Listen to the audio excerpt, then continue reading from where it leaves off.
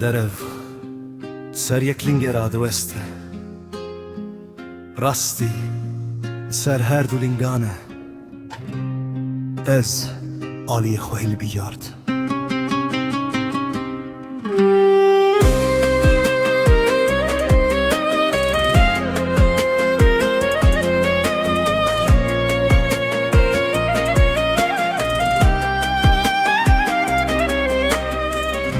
Dibêjin derew dirêj naçe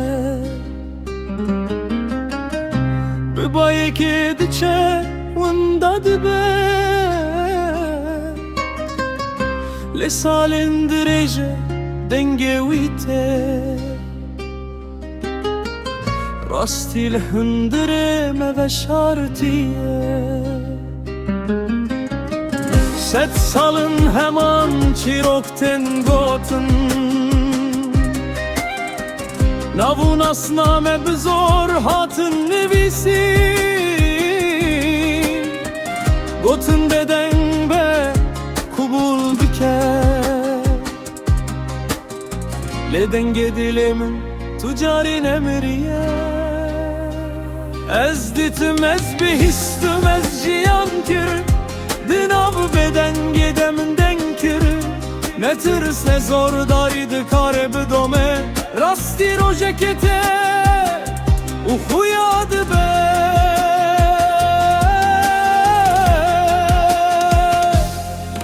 Ez li aliyê rastiyê me rêya min veye Derew li yeklingê ye rojekê dikeve Tu çıqas veşere Tu çıqas bişopine Rastî rîxdi de dîsa mezin dibe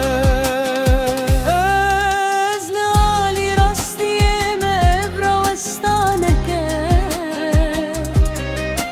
Ev dengê gelê me yene te xweşandine Tariya çıqas dirêj be dawî heye Roştê û rastî xuya dibe Dîrok çarınan kim çarınan çewt nivîsîn Yê rast got pirkaran tenêxa tiştin Bi navekê bi nasnameyekê hat sînor kirin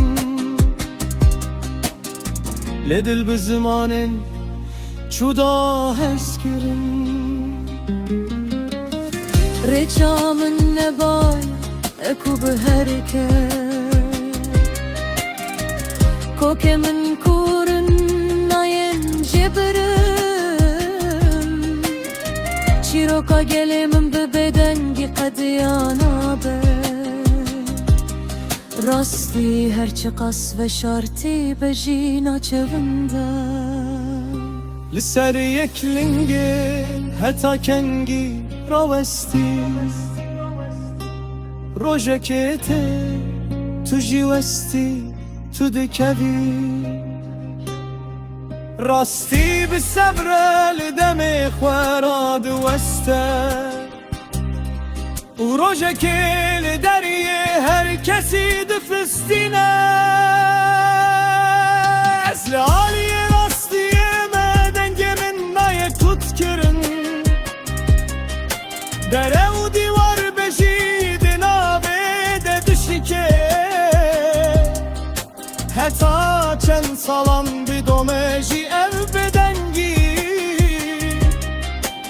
Rojekê rastî te